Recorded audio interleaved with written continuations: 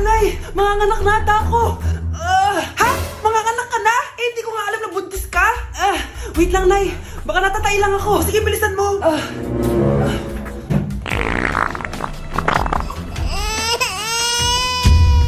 Nay, nanganak na ako. Ha? Lumabas na?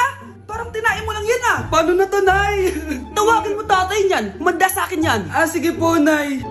Babe, punta ka daw dito. A few moments later. Hello po. Nay, nandito na siya. Nay, ano ba? Sabihin mo na. Anak ng mayor yan. Mayaman yan sila, anak. Tama, ako po yung anak ng mayor. Eto anak mo. Magbigay ka ng pera para dito. Saktong-sakto. Nagdala ko ng 1,000,000 para sa kanya. Ay, 1,000,000 lang? Walang bahay at lupa? Sige. Bigay ko na din yung isang mansyon namin. Ay, mansyon lang? Walang sasakyan? Bibili ako ng sasakyan para sa inyo. Okay na ba yun, tita? Ay, oo. Okay na yan. Talino ko talaga. Mindset lang